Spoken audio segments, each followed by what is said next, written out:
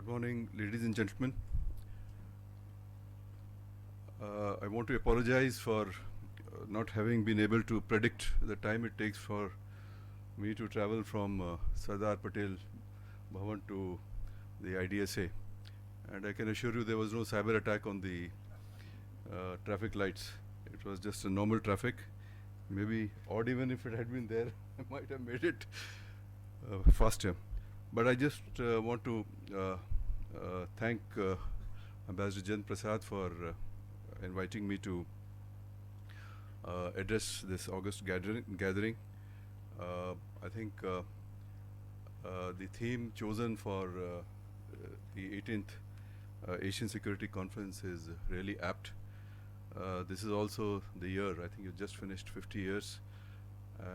The Asian Security Conference is now this is the 18th edition, and it has come of age. And I think choosing a theme that is cyber security for this conference is also a reflection of the evolution of the Asian Security Conference itself. This is a highly focused theme, and this is also very relevant for today's circumstances. The unstoppable march of globalization facilitated by the ICTs has raised many troubling questions for maintenance of peace and stability. Cybersecurity is now an international security concern, and it is also now a top concern for most nations, and cybersecurity today figures very high on the national security priorities of almost every country. The focus is shifting, and today I think to prevent cyber attacks completely is almost impossible. I think everybody realizes that. The focus is now on how to manage threats in cyberspace which affect everyone. The key question which I will discuss at some length today is this dilemma before the state, how best to prevent its networks, its critical infrastructure, its citizens from the ever-increasing scope of cyber attacks. The year 2015 saw a number of important developments in the field of cybersecurity, and I want to draw your attention to the visit of the Chinese president to the United States last year. I think it was in September, and this visit will be remembered for some outspoken public comments by President Obama on US concerns over online theft of US intellectual property. Aware that cyber concerns, if unresolved, can create misunderstanding and destabilize bilateral ties, the two countries agreed to bilateral security dialogues. In President Obama's words, the two governments agreed, and I quote, "Neither the US nor the Chinese government will conduct or knowingly support cyber-related thefts of intellectual property, including trade secrets or other confidential business information for commercial advantage," unquote. Now, this kind of a formulation is almost the kind of formulation that we use in the context of terrorism. President Obama, according to reports, took up strongly with President Xi the issue of cyber threats emanating from China. On his part, President Xi declared that China strongly opposes, and I'm quoting here, China strongly opposes and combats the theft of commercial secrets and hacking attacks. The meeting took place in the backdrop of a well-publicized cyber attack on the Office of Personnel Management, resulting in the stealing of fingerprints of 5.6 million people in December 2014 and compromising records of some 22 million people. Now, acknowledgement by both sides that cyber security is an issue between them was itself a remarkable development. During the same year, China and Russia also signed a comprehensive agreement on cyber security. So you can see how cybersecurity is today becoming an issue of bilateral concerns and also its salience on international security agenda is rising. In 2015, the UN group of governmental experts, also known as UNGGE, also came up with its third report, which was an advance over the previous report. As a result of the efforts of the UNGGE, there is now a growing recognition that international law, particularly the UN Charter, applies as much to cyberspace as to other domains. The UNGGE emphasizes that principles of sovereign equality, settlement of international disputes by peaceful means, refraining from the threat or use of force against the territorial integrity or political independence of any state, respect for human rights and fundamental freedoms, including the freedom of expression, and non-intervention in the internal affairs of other states, are some of the principles which also apply to ICT security and to cyberspace. In other words, international law is technology neutral. One of the main observations of the report, and this I think was a concession to the Chinese and Russians, was that the states have jurisdiction over the ICT infrastructure located within their territory. Now, international law has many aspects, including intervention in self-defense, economic sanctions, countermeasures, and so on. Now, a debate has broken out whether intervention through cyber means in other countries' networks under certain circumstances is justified or not. The debate is sharp, often acrimonious, but still inconclusive. Cybersecurity issues are contentious and are proving to be difficult even as the incidents of cyber attacks, cyber crime, cyber terrorism grow exponentially. Every year, new types of attacks are invented and carried out. The toolkit of attackers is expanding.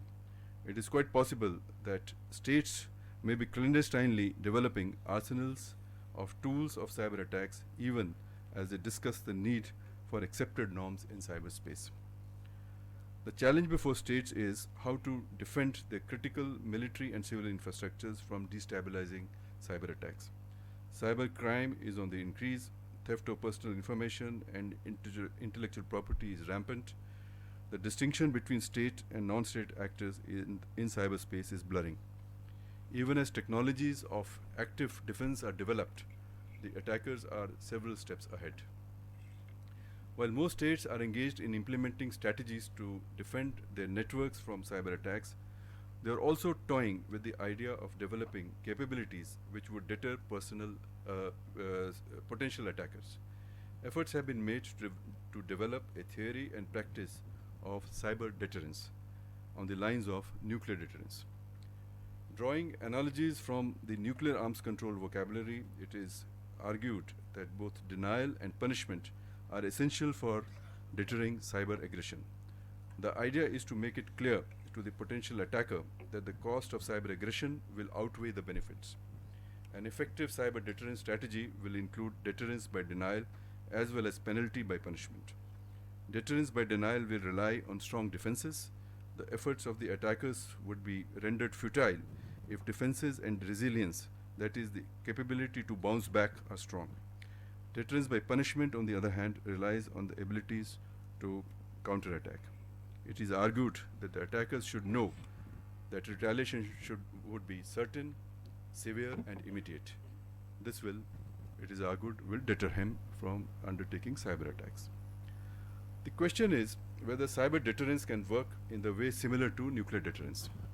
Nuclear deterrence works because both sides know fairly accurately the nature, size, and scope of each other's nuclear arsenal and the means of delivery. Over decades, arms control negotiations were focused on issues such as transparency and verifiability of each other's arsenals. Detailed nuclear CBMs based on verification were developed. Attempts were made to understand each other's nuclear doctrines. In the nuclear case, actors were few. Non-state actors did not possess nuclear weapons. In cyberspace, the situation is vastly different. As yet, there is no clarity even on what cyber attack means. There is no agreed definition of cyber weapon. There are no means of verification. Multiple actors operate in cyberspace with complete anonymity. Skeptics point out that cyber deterrence will fail because of the lack of attributability, gosh, it's a tongue twister, but you know what I mean, in cyberspace. In cyberspace, where anonymity is the key, it is difficult to identify precisely who the attacker is. Non-attribution is the fundamental weakness of the cyber deterrence argument.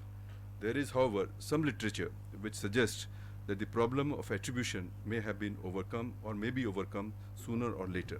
Such claims are, however, unverifiable at present. For cyber deterrence to be meaningful, a state would have to define the thresholds through appropriate signaling. It will need to indicate its thresholds. Some ambiguity will no doubt be deliberate. Yet a potential attacker should know that retaliation would be severe and unacceptable if a red line is crossed. Indicating red lines will depend upon a country's capabilities, intents, and interests. Today, the red lines are absent. For instance, should cyber espionage directed against military and non-military targets be treated as an act of warfare, as cyber warfare? Is an attack on the banking networks, stock exchanges, power grids an act of war? Does cyber espionage merit a counter-attack? Should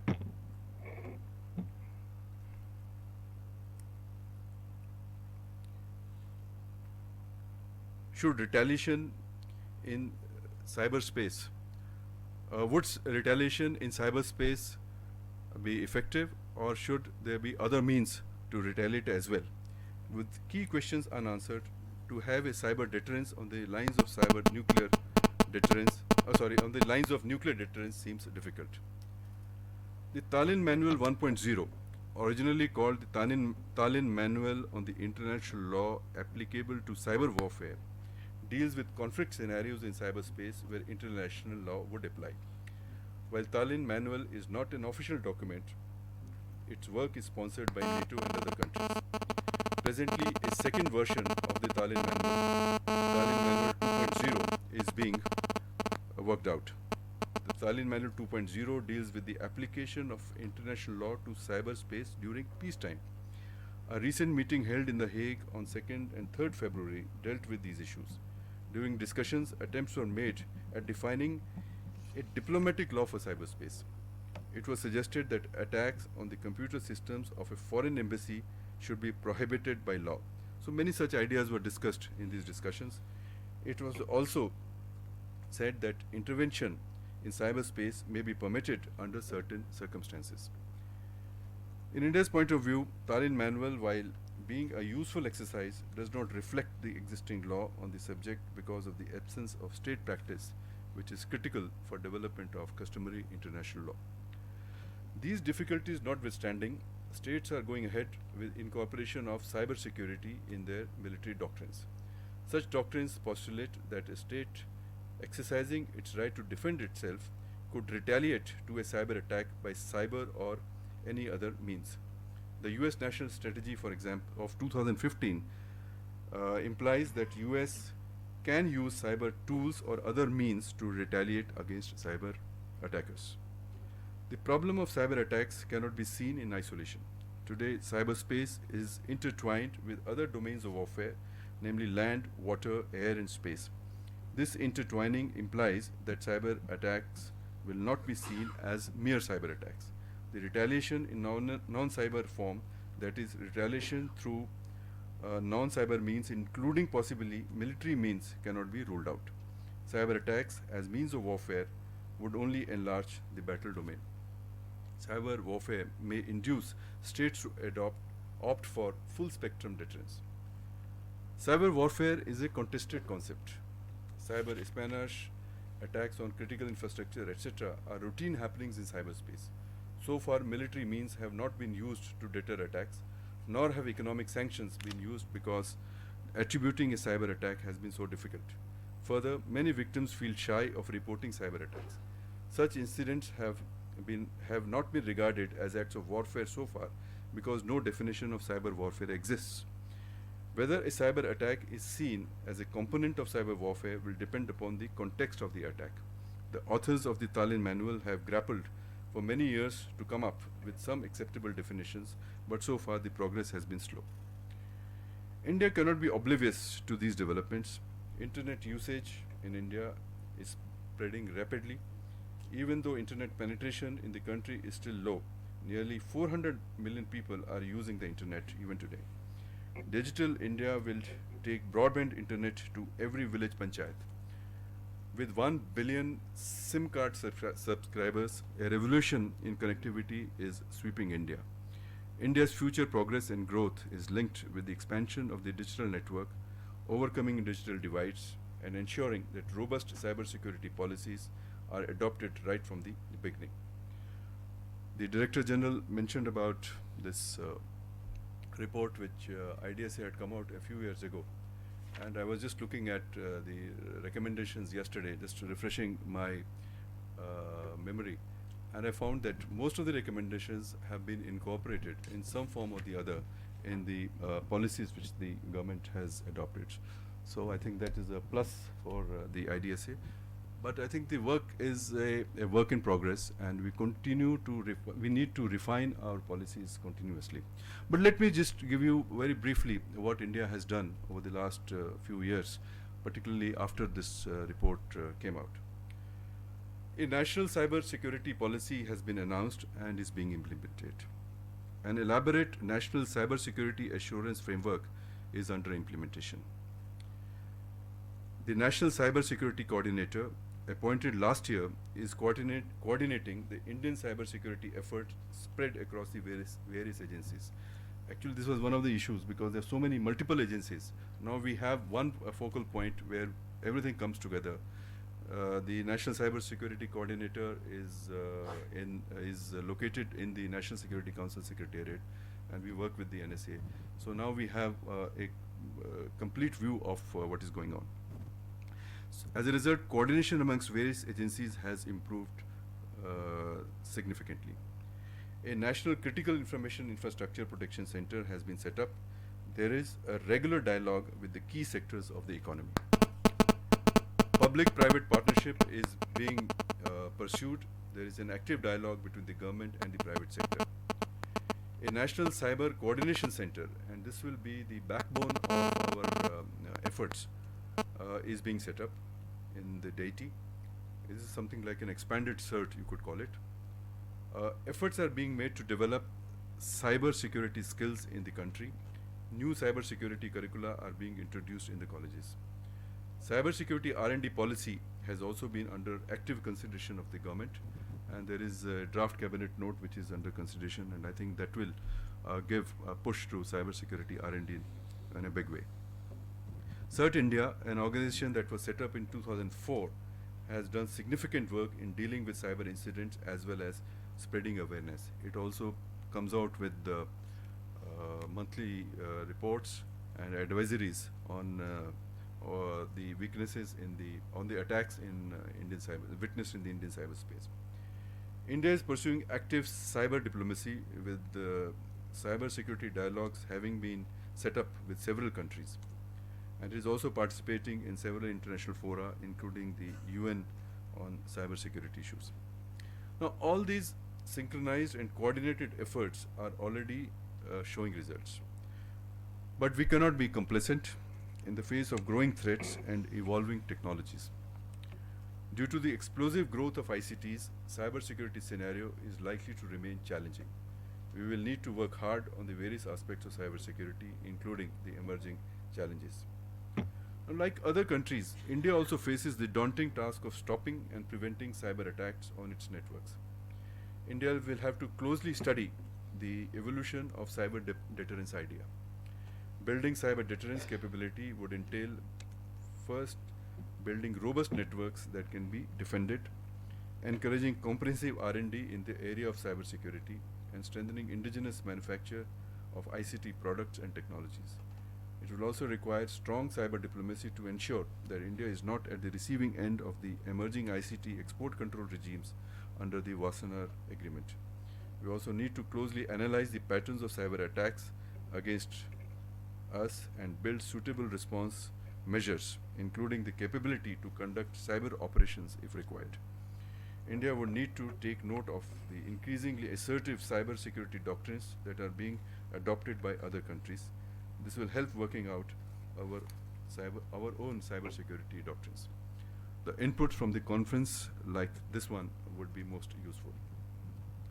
In conclusion, I would like to point out that there is a lack of consensus in the international community on norms of cyber behavior in state behavior in space. We are at a stage where technology is far ahead of our thinking on cyber laws and cyber norms. The UN group of governmental experts has proved to be a useful platform to discuss these issues, but the absence of a broader representative platform where contentious issues can be hammered out and consensus arrived at is conspicuous by its absence. Ad hoc groups adopting ad hoc procedures to deliberate over ad hoc cybersecurity agendas will not necessarily build a consensus. The international community needs to come together to discuss how to deal with threats in cyberspace which are growing by the minute. The task may seem daunting, but states should seriously reflect whether the world needs something like a cyber convention on cybersecurity. Unlike in the other commons like land, sea and space, where international law has grown incrementally, cyberspace is still largely lawless. This conference, where leading experts have assembled, can generate ideas on the way forward towards building a consensus on cyber security issues. Thank you very much.